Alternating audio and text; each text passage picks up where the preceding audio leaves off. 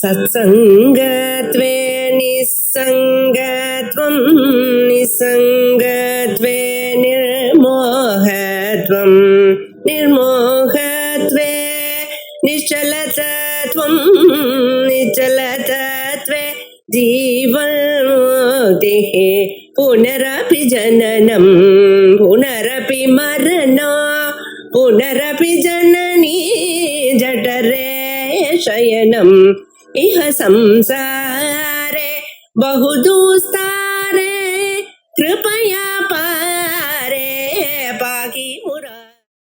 श्री गुरुभ्यो नमः.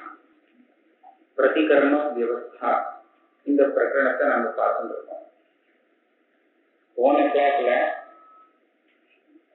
பொதுவாக நமக்கு பிரத்யக்ஷ ஸ்தலத்துல எப்படி நாம ஒரு விஷயத்தை கிரகிக்கிறோம் இந்த விஷயத்தை சொன்னார். அதாவது வெளியில இருக்கக்கூடிய விஷயத்தோடு நம்மளுடைய பாக்கிய இந்திரியங்களுக்கு சம்பந்தம் ஏற்படுறது. அப்படி சம்பந்தம் ஏற்படும் போது அந்தக்கரணம் இருக்கு, மனசு, இந்த மனசும் வெளியில இருக்கக்கூடிய விஷயத்தோடு சம்பந்தப்படுறது. அப்ப அதுக்கு விருத்தின்னு பேரு. இதேதான் விருத்தி நிர்கமனம் அப்படின்னு சொல்றது. இந்த விருத்தி நிர்கமனம் சொல்றதுக்கு 3 விதமாக பிரயோஜனம் சொல்லலாம். ஜீவன் ஜீவாத்மா அவித்யை உபாதியாக கொண்டவன், அதனால அவன் சர்வகதம், அதாவது வியாபகனாக இருக்கான்.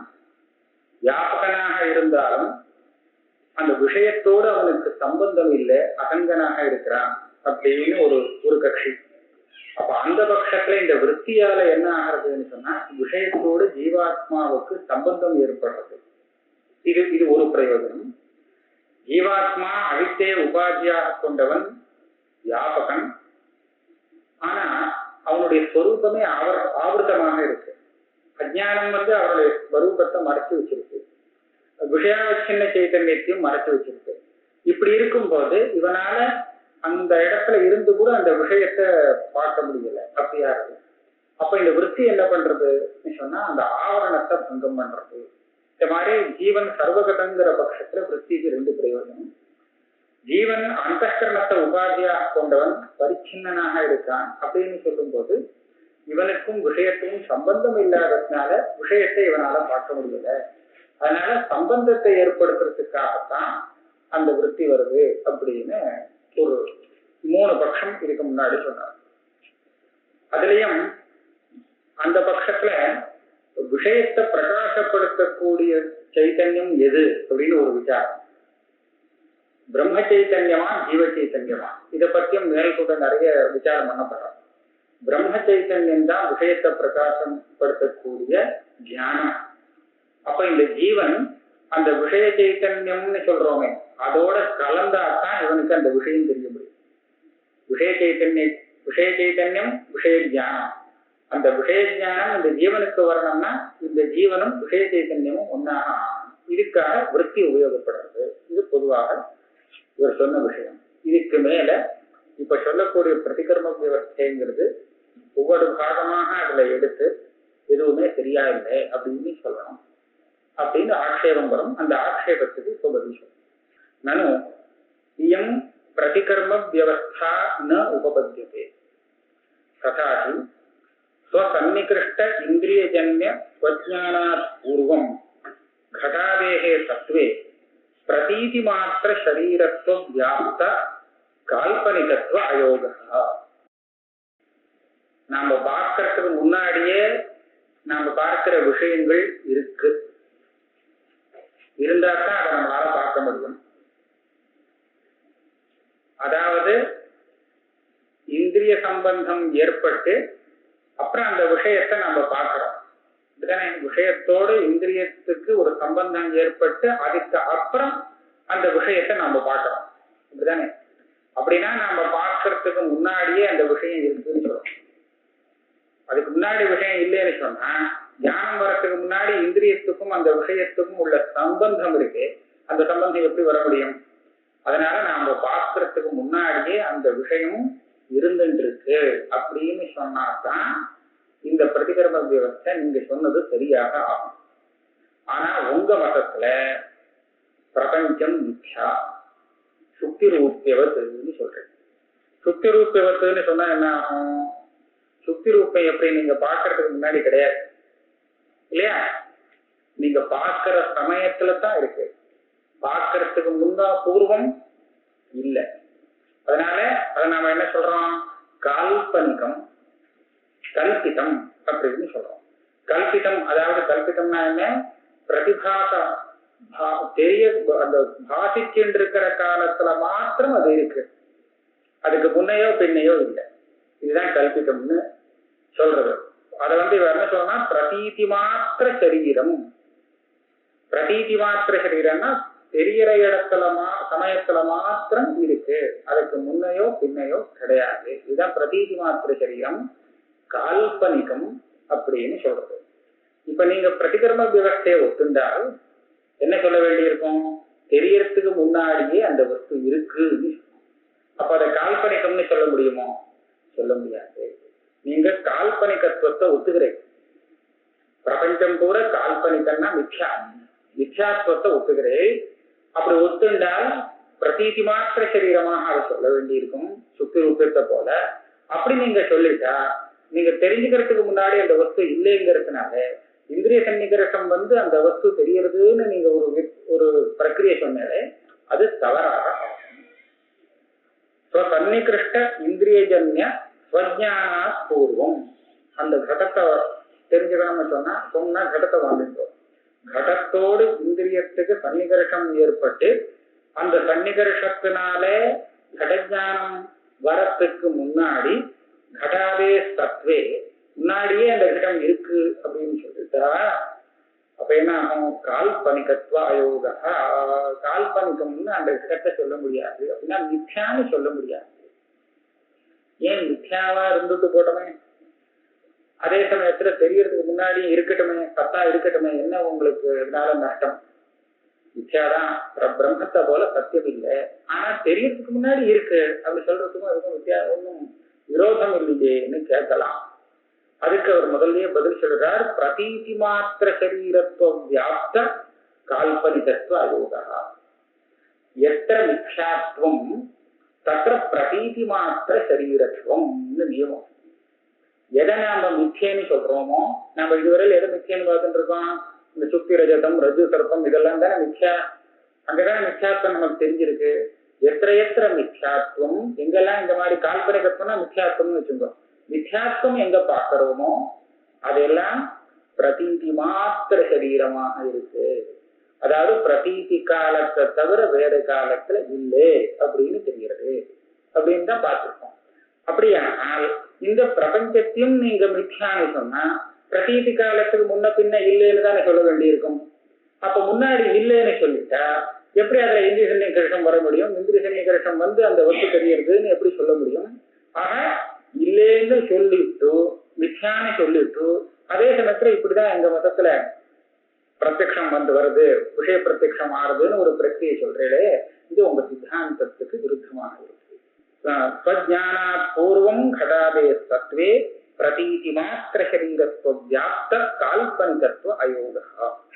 நச்ச கால்பனிகத்துவ விசேஷः பிராதிபாசிகத்வாதிரேவ தத்வியாப்தः கௌரவாத். அப்ப இங்க இருந்து ஒருத்தன் கேட்பான், அத்வைதி இங்க என்ன சொல்ற? ஒரு நியமம் சொல்லி என்ன மடக்கிறேன்.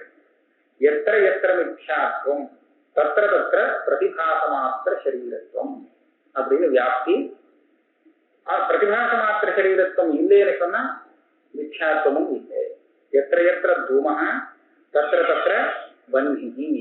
வன்ஹி இல்லைன்னு சொன்னா தூமமும் இல்லை. வியாபகாபாவா வியாப்தியாபாவா. அப்படி இங்க பிரதீதி மாத்திர சரீரத்துவம் இல்லை, அதனால கால்பனிகம் இல்லை. கால்பனிகமா இருந்தா பிரதிபாத மாத்திர சரீரமா இருந்தாகணும் அப்படிங்கிற நியமத்தை வச்சுட்டு பேசுறேன். நான் என்ன சொல்றேன்? மித்யாத்வம் பொதுவாக பிரதிபாத மாத்திர சரீரத்துவத்துக்கு வியாபியமாகாது.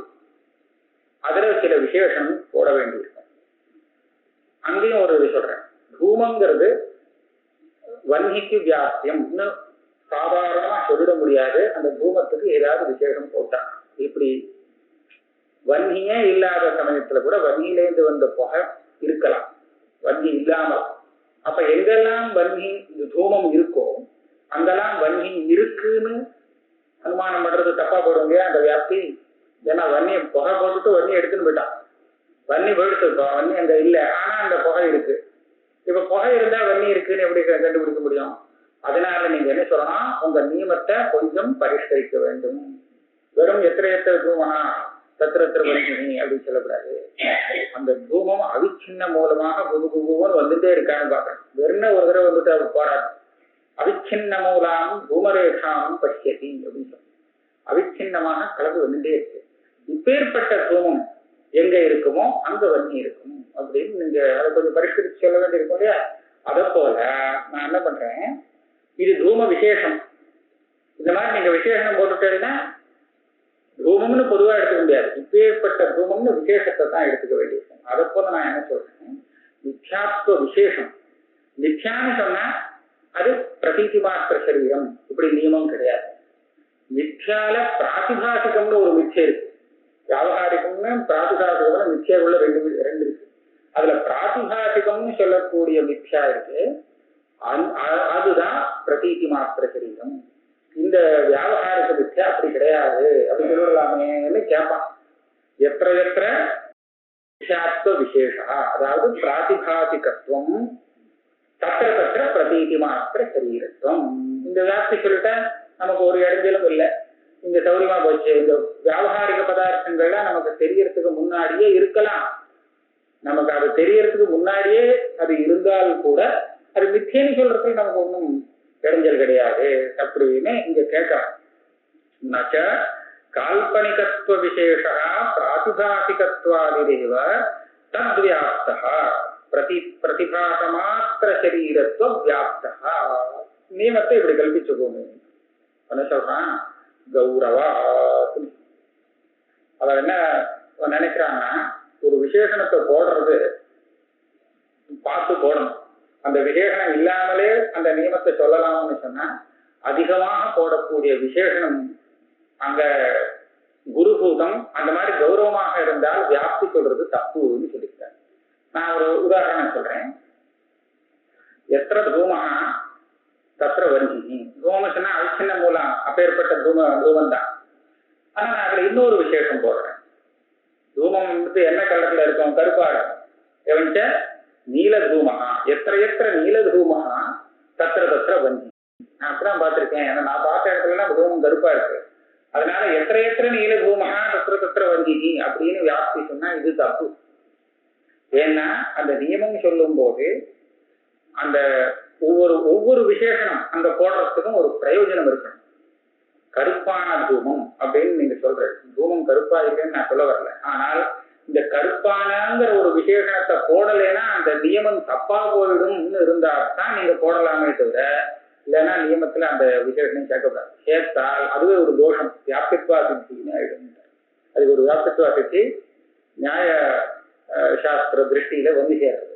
ஒன்றும் புதுசாக இல்லை. அதுல இருக்கிற விசேஷணத்தையே சேர்த்து நீங்க சொல்லிவிட்டேன்னா அதிகப்படியா ஏன் சொன்னேன், சொன்னதுக்காகவே தோஷம் வந்து போகும்.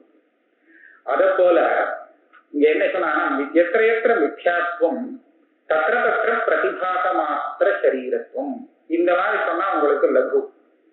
நீங்க மித்யாத்வத்துல இப்பேற்பட்ட மித்யாத்வம்னு ஒரு விசேஷனம் சேர்த்து நீங்க அதுதான் அப்படின்னு ஒரு விசேஷணத்தை சேர்த்து போட்டீங்கன்னா அப்போ வியாபித்வா சித்தி வரும். இந்த மாதிரி நியமம் கிடையாது. இதுல குருபூதம் கௌரவாத்து சொன்னா அதிகமாக அதே விசேஷனம் சேர்த்தாலே அங்க தோஷம் வரும்னு சொல்லிருக்கு.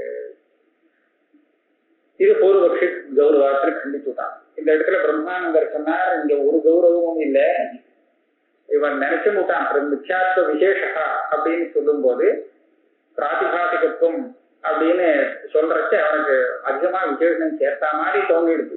மித்யாத்வ விசேஷம் சொல்றச்ச அப்படிலாம் ஒரு மித்யாத்வ விசேஷம் சேர்க்கல. எத்திர எத்திர பிராதிபாசிகத்துவம் தத்திர தத்திர பிரதீதி மாத்திர சரீரத்துவம். இந்த பிராதிபாசிகத்துவங்கிறதுக்கு ஒரு பிராதீதிகா குருபூதம். நீங்க சொல்ற இதுதான் குருபூதமே தவிர பிராதீதிகத்துவம் ரொம்ப சொல்லணும்னு சொல்லிட்டார். அது பிராதீதிகத்துவம் தான் முதல்ல சொல்லியிருக்காரு.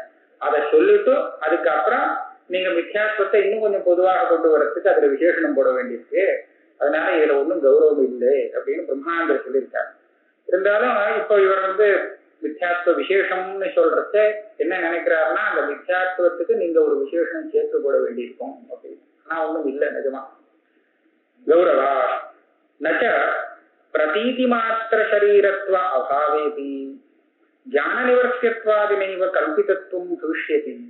இதுக்கு மேல என்ன கேட்கிறாங்கன்னா, உங்களுக்கு வேண்டியது என்ன? கால்பனிகத்துவம். கால்பனிகத்துவங்கிறது மித்யாத்வம். மித்யாத்வம் இருந்தால் அந்த இடத்துல பிரதீதி மாத்திர சரீரத்துவம் இருக்கும். இதை நாம பார்த்திருக்கோம். இப்ப வியாபகாரிகமான பிரபஞ்சத்துல பிரதீதி மாத்திர சரீரத்துவங்கிற வியாபகமான பதார்த்தத்தை ஒத்துக்கலன்னு சொன்னா மித்யாத்வமே இல்லைன்னு ஆயிடும். இதை வச்சு நீங்க அனுமானம் பண்ண முடியாது, இப்படிதானே? இப்ப நான் வேற தந்தா சொல்றேன். ஒரு உதாரணம், தூமத்தை வச்சுட்டு வன்னிய ஒரு இடத்துல அனுமானம் பண்ண முடியல. போனா போது அது வியாபியமா இருக்கக்கூடிய இன்னொரு ஹேத்துவை வச்சுட்டு நான் அனுமானம் பண்ணிக்கலாம் இல்லையா? இதை வச்சுட்டு பண்ண முடியாத வேற இன்னொரு ஹேத்துவை வச்சுட்டு அதனால அங்க அக்னி இருக்கு அப்படின்னு கண்டுபிடிக்கிறதுல ஒரு தப்பும் ஆகாது.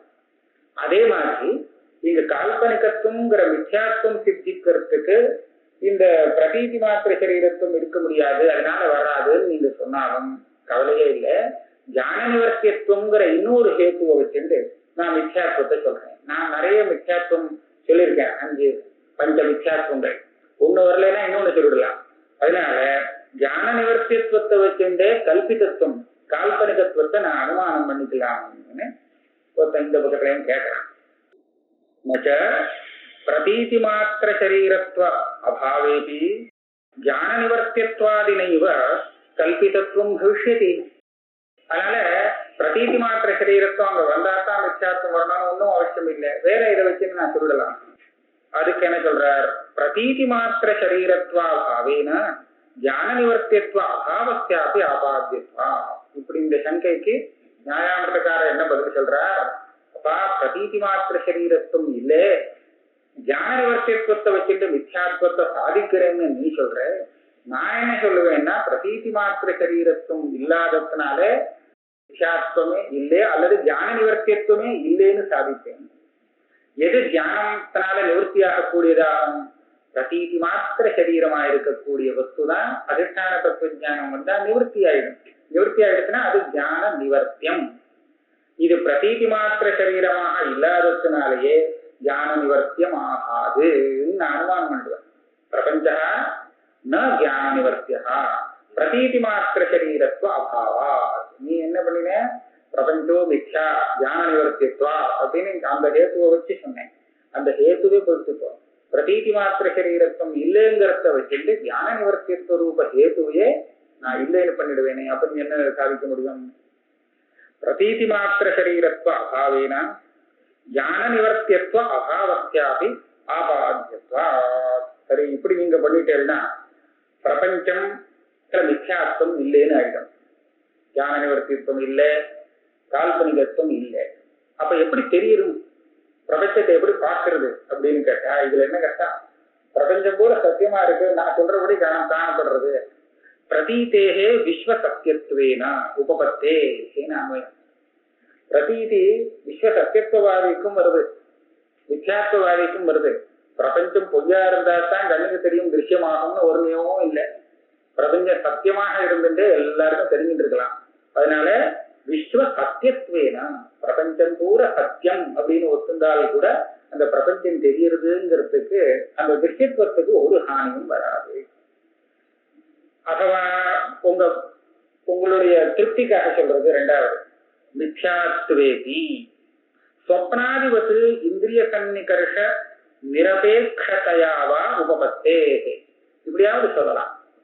உங்களுக்கு விஷயம் தெரியணும்னா இந்திரிய சன்னிகர்ஷம் இருந்தா தான் தெரியும்னு ஒன்றும் நியமம் இல்லை.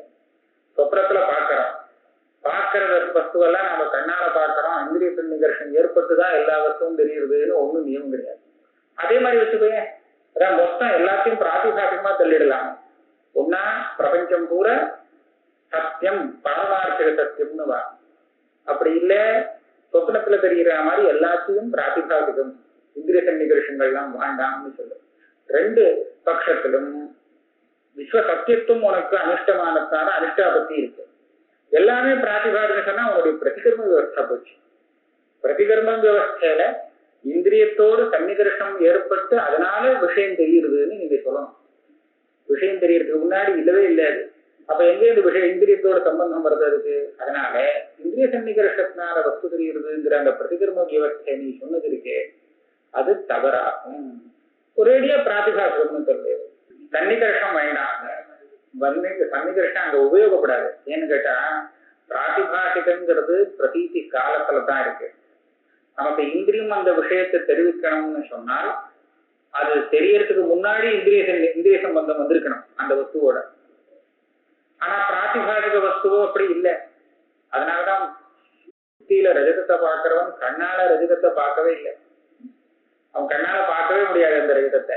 அவன் கண்ணால பார்க்கலாம்னா எந்த கண்ணால வேணாலும் பார்க்கலாம், இன்னொருத்தருக்கும் தெரியலாம். அவனுக்கு கண்ணை திறந்துக்கிறது எதுக்காகன்னு கேட்டா அந்த சுத்தியை பார்க்கறதுக்கா. சுத்தியோட சேர்ந்து அந்த ரஜதம் தெரியறதுனால கண்ணை திறந்தாதான் பார்க்க முடியும். அதனால அவனுக்கு கண்ணை திறக்க வேண்டிய அவசியம் இருக்கே தவிர ரஜதம் அது சாட்சி பாக்கியம் பிராதிபாசியம். பிரதீதேஹே விஸ்வசத்தியத்வேனவா மித்யாத்வேபி ஸ்வப்னாதிபது இந்திரிய சன்னிகர்ஷ நிரபேட்சதையாவா. இந்திரிய சன்னிகர்ஷமா வேண்டாம், அப்படியே இந்த பிரதீதி ஏற்பட முடியும், அப்படியே சொல்லலாம். பிராதிபாசியமா சொல்லி உபபத்தே. சரி, அப்படி நீங்க சொல்லிட்டேன்னா லோகத்துல இது வியாவகாரிகம் இது பிராதிபாசிகம் அப்படின்னு வித்தியாசம் இருக்கே. கட்டாதிகள் எல்லாம் பார்க்கும்போது இது சத்தியம்னு நம்ம சொல்றோம். அதே சுத்தி ரஜதம்னு சொன்னோம்னா பொய் ரஜதம்னு சொல்றோம். நஜரஜதம் பொய் ரஜதம்ங்கிற வித்தியாசம் அதுக்கு என்ன விவசாய பண்றதுன்னு கேட்டா இப்படி பண்ணிக்கலாங்கிறார். வியாவகாரிகத்துவத்தியாபி பிராந்தி தைர்கிய மாத்திரேட உபபத்தேஷ்ட. அந்த பிராந்தி எவ்வளவு காலம் நிற்கிறதுன்னு பார்க்கணும். எல்லாமே பிராந்தி தான், ஒரே பிராந்தி. ஆனா அந்த பிராந்தி தீர்க்க பிராந்தியா இருந்தால் அந்த வஸ்துவ வியாவகாரிகம்னு சொல்றது. சட்டின்னு வந்துட்டு போயிடுத்து சொன்னா பிராதிபாசிகம்னு சொல்றது. இப்படி சொல்லலாமே அப்படின்னு. பிராந்தி தைர்கிய மாத்திரேட உபபத்தேஷ்ட இது சேத். அதனால நீங்க சொல்லக்கூடிய அந்த பிரதிகர்ம வியவஸ்தையானது சரியாக இல்லைன்னு பூர்வபக்ஷம். இப்ப இவர் பதில் சொல்றார். மைவம் பிரதீதி மாத்திர சரீரத்துவத்திய கல்பிதத்துவம் ந வியாபியம். முதல்ல நீ நியமம் ஒண்ணு சொன்ன, அந்த நியமத்தை முதல்ல உடைக்கிறேன், அப்புறம் மேல் கொண்டு பேசினா சரியா வந்துடும். அதாவது அந்த நியமம் போச்சுன்னா எல்லாமே சரியான மாதிரி இருக்கும். எத்த கல்பிதத்துவம், கால்பனிகத்துவம், கல்பிதத்துவம், மித்யாத்துவம் இதெல்லாம் பரியாயம். எத்த கல்பிதத்துவம் தத்திர தத்திர பிரதிபாச மாத்திர சரீரத்துவம், பிரதீதி மாத்திர சரீரத்துவம். நீ நியமம் சொன்னீங்கன்னா அது கிடையாது, அது தப்புன்னு. பிரதீதி மாத்திர சரீரத்துவத்தை கல்பிதத்துவம் ந வியாப்தியம். இங்க ஒரு வியாப்தி கிடையாது, இந்த நியமம் இல்லை. ஏன்? திருஷ்ய சம்பந்தானுபபத்தியாதி சககிருத முக்தானுமானா பிரபஞ்சே கல்பிதத்வே சித்தே பிரத்யபிஜ்ஞாவலாச்ச ஸ்தாயித்வே தத்திர இவ விபிச்சாராத். எப்பவுமே நாம ஒரு நியமத்தை கல்பிக்கும் போது எப்படி பார்க்கிறோம்னா ரெண்டையும் சேர்த்து பார்க்கணும். அன்வயம் வெதிரேகம் ரெண்டையும் பார்க்கணும். இது இருக்கு அதுவும் இருக்கு, இது இல்ல அது இல்ல, இது இல்ல அது இருக்கு, இது எல்லாமே பார்க்கணும். பார்த்துட்டு அப்புறம் எது வியாப்தியம் எது வியாபகம்னு தீர்மானம் பண்ணணும். தூமம் இருக்கு அக்னியும் இருக்கு, சமயத்துல பார்த்தோம். ஒரு இடத்துல ஹிரதம் அந்த குளத்துல பார்த்தா தூமமும் இல்லை அக்னியும் இல்லை, ரெண்டுமே இல்லைன்னு பார்த்தோம். இன்னொரு இடத்துல பார்த்தா தூமம் இல்லை ஆனா அக்னி இருக்கு, இப்படி பார்த்தோம். வேற ஒரு இடத்துல பார்க்கும், இது ஒரு செட்டா வச்சுப்போம். வேற இடத்துல தூமம் அக்னியே இல்லாம தூமம் பார்க்கிறோம்னா வேற, அதுக்கு நாம தூமத்துக்கு விசேஷனம் போடணும், இந்த மாதிரி இருக்கிற தூமம் தான் அப்படின்னு. இந்த மூணு வச்சுட்டு நாம என்ன பண்றோம், இப்படி பார்க்கணும். வெபிச்சாரம் வந்தால் தூமத்துக்கு விசேஷனம் போடணும். நாளையுமே வச்சுட்டு பார்ப்போம். தூமம் நம்ம 4 இடம் நம்ம எழுத்தாப்புல இருக்கு, தூமமும் இருக்கு அக்னியும் இருக்கு, அக்னியும் இல்லை தூமமும் இல்லை, தூமம் இருக்கு ஆனா அக்னி இல்லை, அக்னி இருக்கு ஆனா தூமம் இல்லை. நாளையும் பார்த்து நம்ம என்ன நியமத்தை கண்டுபிடிக்கிறதுனா ஜாக்கிரதையா கண்டுபிடிக்கணும். இப்போ தூமமும் இருக்கு அக்னியும் இருக்கு, பிரச்சனையே இல்லை, வியாப்தி சொல்லலாம். வன்னியும் இல்லை தூமமும் இல்லை, குளத்துல ஒண்ணும் இல்லை, வியாப்திக்கு ஒரு கெடுதலும் இல்லை. தூமம் இல்லை அக்னி இருக்கு, இப்பவும் கஷ்டம் கிடையாது. ஏன்னா வியாபியத்தை விட வியாபகம் இருக்கலாம், வியாபியத்தை விட்டுட்டு. ஆனா தூமம் இருக்கு அக்னி காணும், அக்னி இல்லை, இங்கதான் பிரச்சனை வந்துடும். இங்கதான் வெடிச்சாரங்கிறது. இல்லாமலே வியாப்தியம் இருக்குன்னு சொல்லிட்டா நியமத்துக்கு பங்கம் வரும். அதனால நாம என்ன பண்ணணும், இதை நிவர்த்தி பண்றதுக்காக ஒரு விசேஷணத்தை சேர்த்து இந்த தூமத்தை விட்டுடு, நான் இங்க வேற தூமத்தை பத்தி சொல்றேன், அவிச்சின்ன மூலமாக வந்துட்டே இருக்கக்கூடிய தூமத்தை சொல்லணும். நீங்க காமிச்ச இடத்துல அந்த தூமம் அந்த மாதிரி இல்லை, அதனால அங்க அக்னி இல்லாம அது இருந்தால் என்னுடைய நியமத்துக்கு எந்த பங்கமும் இல்லை, இப்படி சொல்லணும். சாதாரணமா அந்த விபச்சார ஸ்தலத்தையும் முன்னாடியே ஆலோசனை பண்ணி அப்புறம் தான் வியாப்தி இருக்கா இல்லையாங்கிறத நியமத்தை கல்பிக்க வேண்டியிருக்கு. இதுதான் சாதாரண வியாப்திக்கு இருக்கக்கூடிய ஒரு நிலை.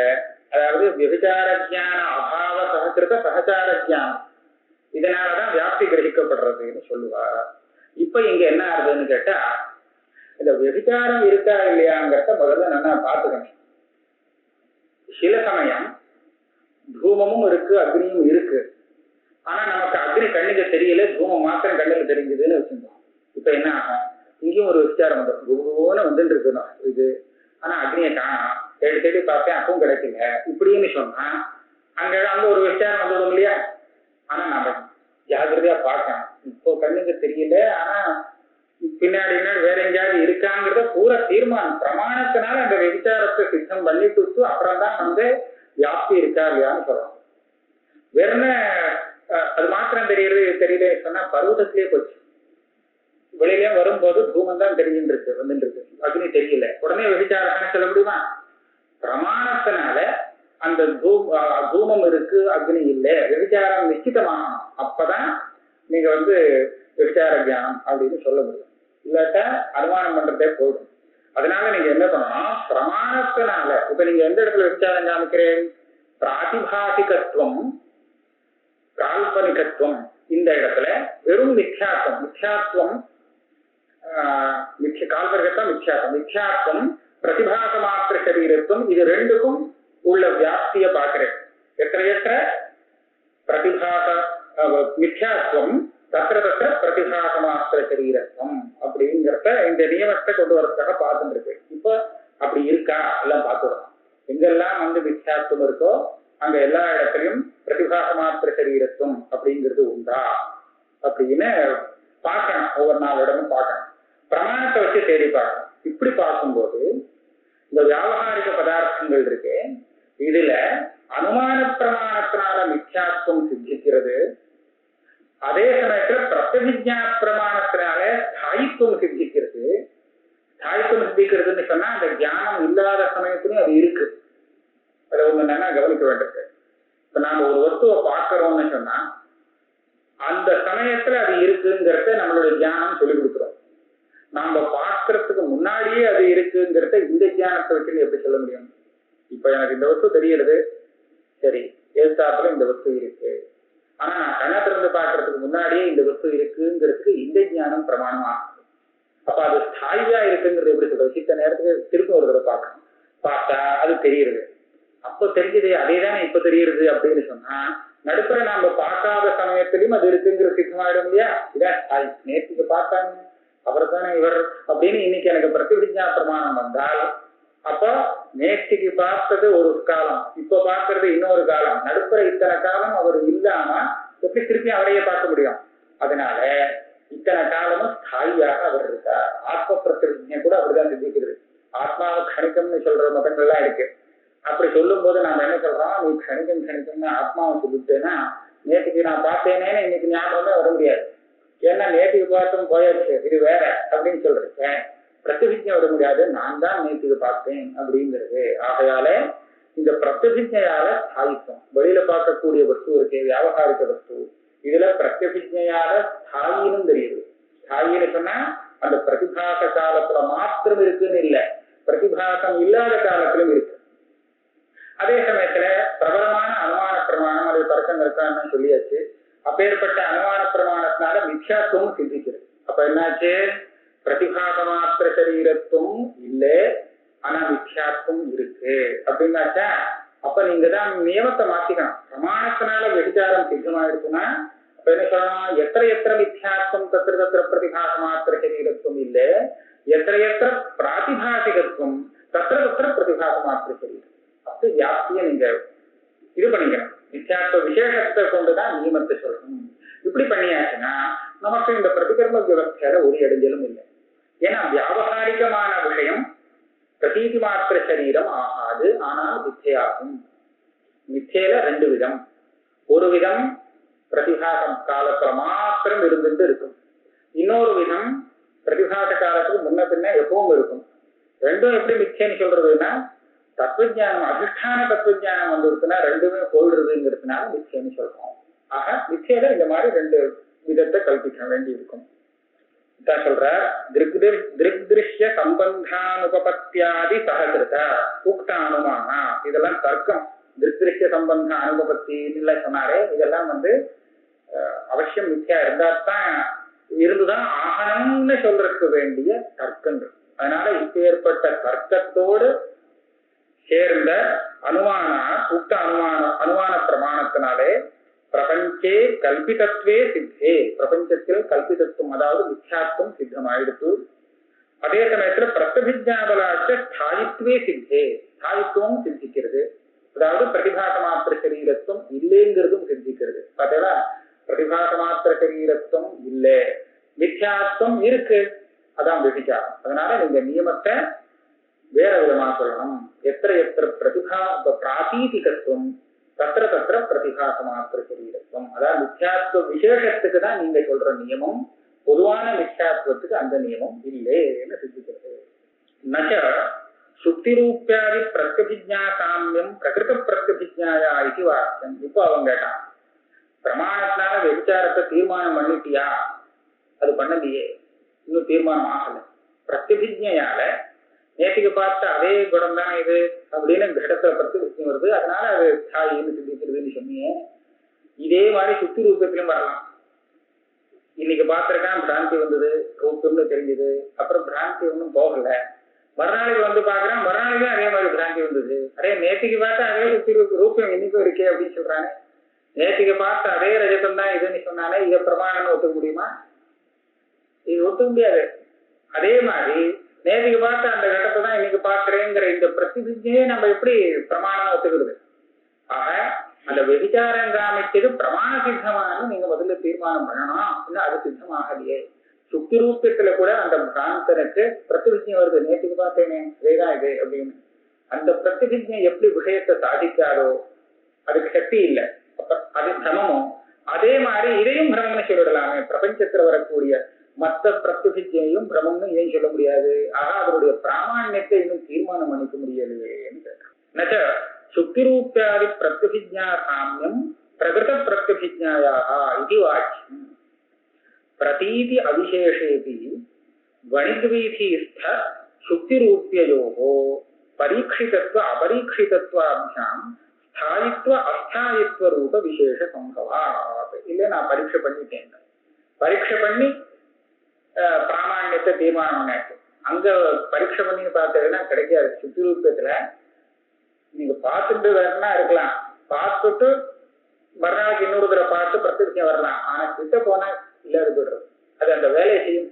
ஒரு ரஜதம் என்ன காரியத்தை செய்யுமோ ஆபரணம் அதை செய்ய முடியாது. ஆனா இங்க அப்படி இல்லை. ஸ்தாயின்னு சொல்றோமே, இந்த வியாபகாரிக விஷயத்துல போய் பரீட்சை பண்ணி பார்த்துடலாம். அதனால உண்டாக வேண்டிய காரியங்கள்லாம் சித்திக்கிறதா சித்திக்கிறது அப்படின்னா இனிமேல் தீர்மானம். இனிமேல் சங்கை பண்ண முடியாது. ஒரு தடவை பரீட்சை பண்ணி அந்த ஞானத்துடைய பிராமாண்யத்தை சாதிச்சாச்சுன்னா அதுக்கு மேல அதை நம்பிக்கையை அதை வச்சுட்டு தான் மேற்கொண்டு விவகாரம் பண்ணணும். திருப்பி அதை எப்படி வேற புதுசா இருக்குமோன்னு சந்தேகப்படுத்தாங்க. அதனால பரீட்சிதத்துவம் அபரீட்சிதத்துவம் இந்த ரெண்டு வித்தியாசத்தை வச்சுட்டு பிராமாண்யம் அப்பிராமாண்யம் தீர்மானம் பண்ணலாம். சுத்தி ரூபம் நேற்றுக்கு பார்த்த அதே ரூபம் எனக்கு தெரியுது அப்படின்னு சுத்தி ரூப விஷயத்துல வரக்கூடிய பிரதிபிஜைய பிரமாணம்னு ஒத்துக்கிறதுக்கு முடியாது. ஏன்னா பரீட்சை பண்ண முடியாது. பரீட்சை பண்ணா அது கொள்ளும்.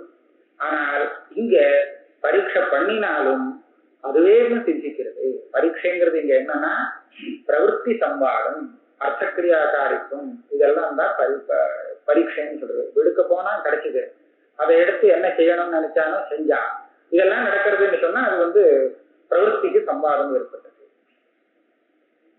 அதனால இதை ஸ்தாயின்னு சொல்லலாம், பிராதிபாதிகத்தை ஸ்தாயின்னு சொல்ல முடியாது. ததாபி பரோக்ஷவருத்தேரிவ அபரோக்ஷவருத்தேரபி பிரகாசகத்துவமஸ்து கிம் ததுபரத்த சைதன்யேனா இது சேன்னா. இப்ப இவன் ஒரு கேள்வி, முதல் கேள்வி கேட்டானே, அந்த கேள்வி உடஞ்சு போச்சு. ஏன்னா அந்த எந்த நியமத்தை வச்சுட்டு கேட்டானோ அந்த நியமம் போனதுனால அந்த கேள்விக்கு பதில் ஆயிடுச்சு. இதுக்கு மேல ஒன்றும் சொல்ல வேண்டிய அவசியம் இல்லை. அதனால வேற கேள்வி கேட்டான். இதை விட்டுடுறேன், வேற கேள்வி கேட்கிறேன், உன் மேல தப்பு. இந்த விற்பிக்கு உங்களுடைய பிரக்கிரியையில இந்த விற்பி நிர்கமனம்னு ஒண்ணு ஒத்துக்கிறேன். பிரத்யக்ஷலத்துல விற்பியானது விஷய தேசத்துல போய் இடிக்கிறது, விஷயஸ்தலத்துல போய் இடிக்கிறது அப்படின்னு விசேஷம் சொல்றீங்களே, எதுக்கா இடிக்கணும்?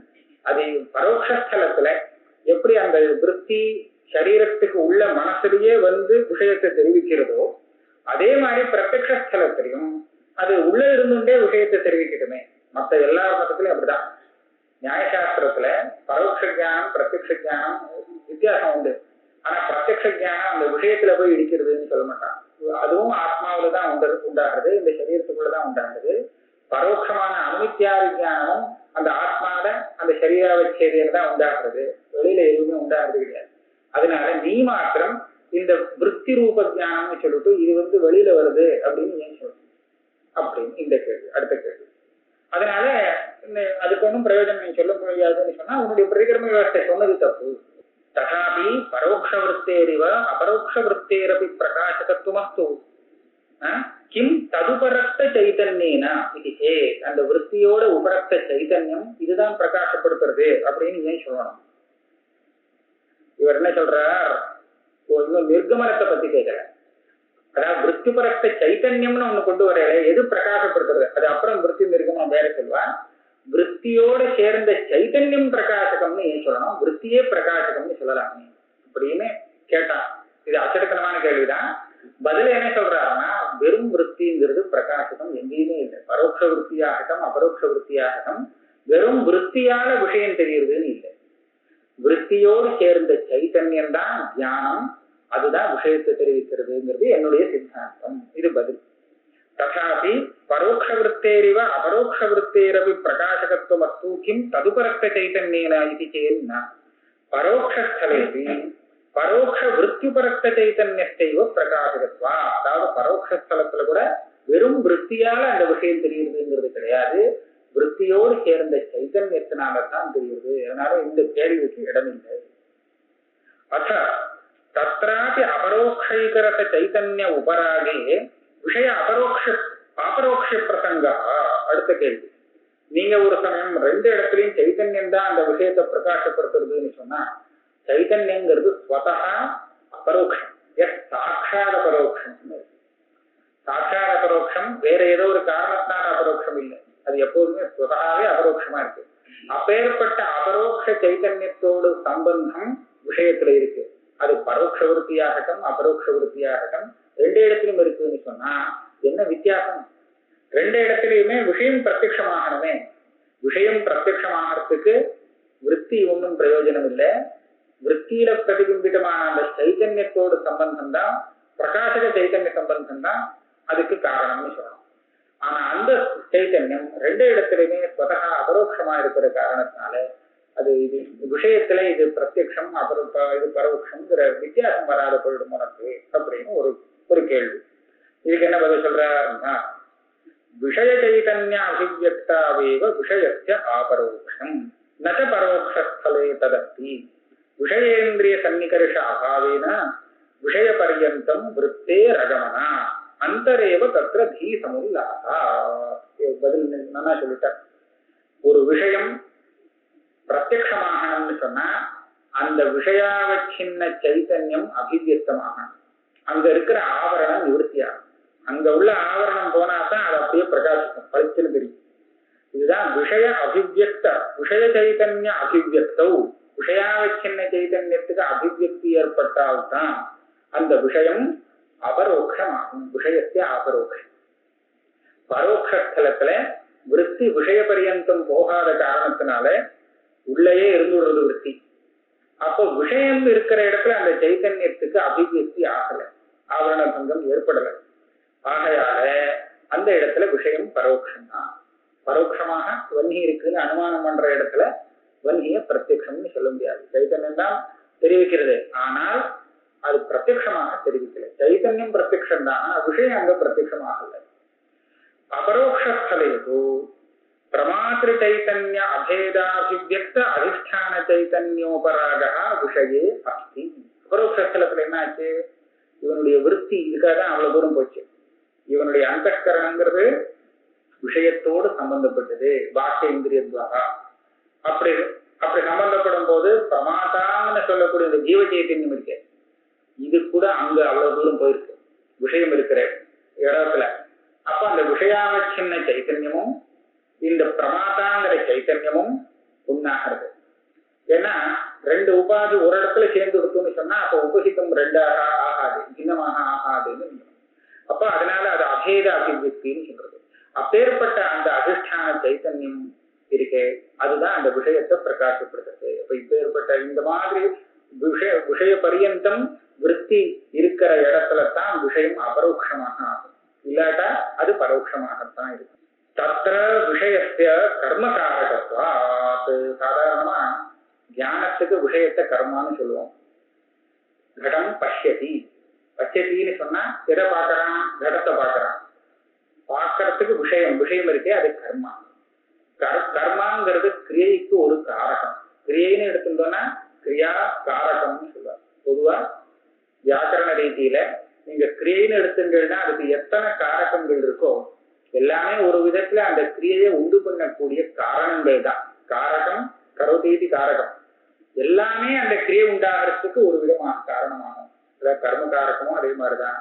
கருத்துக்காரகம் முதல்ல கரணம் இல்லாட்டா அந்த சாதனமே அந்த கிரியையே நிற்பத்தி ஆகாது.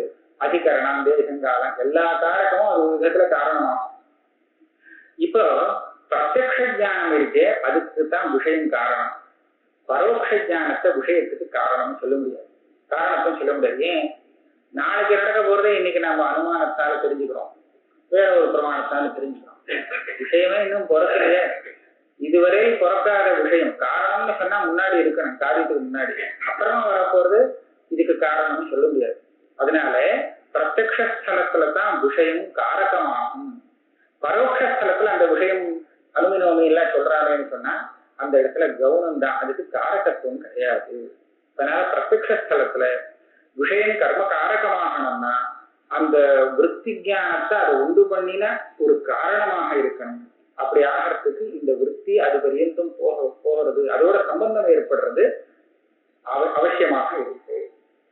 தத்திர விஷயஸ்ய கர்ம காரகத்வாத் நச்ச விருத்திகத விசேஷாத் பாபரோக்ஷம். அவன் என்ன சொல்றான்? இதெல்லாம் ஏன் உங்களை கஷ்டப்படுறேன்? அந்தக்கரண விற்த்தியில பல விதமான விசேஷங்கள் இருக்குன்னு சொல்றேன். விற்த்தியிலேயே ஒரு விசேஷம், விற்த்தியால ஒரு விசேஷம் வந்தது, அப்ப அந்த கடத்தை அபரோக்ஷம்னு சொல்றோம். அபரோக்ஷ விற்பி வந்தால் கடம் அபரோக்ஷம், பரோட்ச விற்பி வந்தா பரோட்சம். இப்படி சொல்லுவேன் அப்படின்னு சொன்னான். விற்த்தியால வரக்கூடிய விசேஷம்னு சொன்னேன். விற்த்தியால விஷயத்துல விற்த்தியில வரக்கூடிய விசேஷம் விஷயத்தினால வந்ததுன்னு சொன்னால் எனக்கு இஷ்டாபத்தின்னு சொல்றேன். தத்ரஹி விசேஷா விஷயகிருத்தே ஓமிதி புருமா. அதாவது அந்த விஷயத்தோடு இந்த விற்பி ஒட்டினத்தினால இந்த மாதிரி அபிவியக்தியா எடுத்து அபிவியக்த விஷயாபிவியக்த சைத்தன்யமானத்தினால இந்த விற்த்தியில ஒரு விசேஷம் அப்படின்னு சொன்னால் நான் அதை விட்டுவிடுவேன். அதை நான் இல்லைன்னு சொல்ல மாட்டேன். ஏன்னா எனக்கும் அது இஷ்டாபக்தி. அதை விட்டுட்டு இந்த விற்த்தியிலேயே விசேஷமான ஒரு ஜாதி இருக்கு. பரோட்ச விற்த்திக்கும் அபரோக்ஷ விற்த்தியிலும் விசேஷ ஜாதி இருக்கு. அதுல அனுமதித்துவம், அதுல பரோட்சத்துவம் இருக்கு, இதுல பிரத்யக்ஷத்துவம் இருக்குன்னு சொன்னா இதை நான் ஒத்துக்க மாட்டேன். ஏன்? ஜாதி கிருதஸ்து விசேஷோ ந சம்பவதி சோயம் இது பிரத்யபிஜாயாம் பரோட்சத்துவ அபரோக்ஷத்வயோ சங்கர பிரசங்க. ஜாதிக்கு சாங்கரியங்கிறது பாதகம். இங்க சாங்கரியம் வரும். சோயம் தேவதத்தா அப்படின்னு ஒருத்தனுக்கு பிரத்யக்ஷம் வருது.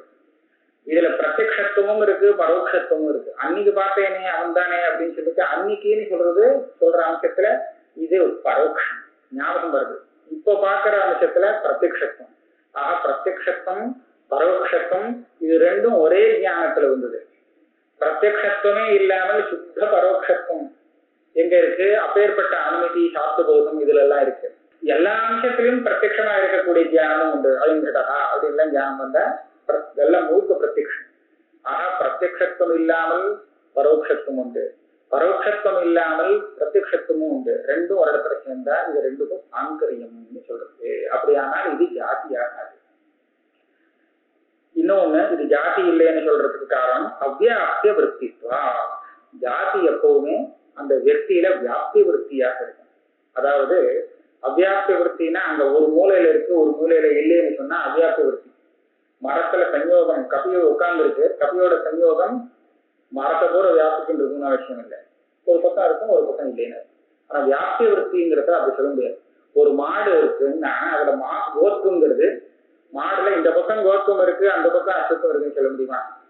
கோத்துவம் இருந்தா அது பூரா அந்த வெற்றியில கோத்துவம் தான் இருக்கு, வேற இன்னொன்னு அந்த இடம் கிடையாது. மாடுன்னு சொன்னா அது வெறும் மாடா இருக்கும், அதுல கோத்துவம் தான் அதுல இருக்குமே தவிர அது ஒரு பக்கம் கோத்துவம் இன்னொரு பக்கம் கோத்துவம் இல்லைங்கிறது வராது. அதனால ஜாதி எப்பவுமே வியாப்தி விருத்தி, இதுவும் இருக்கு அதுவும் இருக்குன்னு கலக்காது. இங்க நீங்க பரோட்சத்துவம் அபரோக்ஷத்துவம் ரெண்டும் இருக்குன்னு சொன்னா ரெண்டும் வியாப்தி விருத்தி ஆக முடியாது. இந்த பக்கம் பரோட்சத்துவம் இருக்கு அந்த பக்கம் இந்த தியானத்துல அபரோக்ஷத்துவம் இருக்குன்னு சொல்றதுக்கு அவ்வியாப்தி விருத்தித்துவம் வரும். இன்னொன்னு ஆமா ஜாதிக்கு பாதகம்னு கனெக்ட். அதனாலதான் அது ஜாதி இல்லைன்னு சொல்லணும். அந்த பரோட்சத்துவம் பிரத்யக்ஷத்துவம் இதெல்லாம் ஜாதி கிடையாது.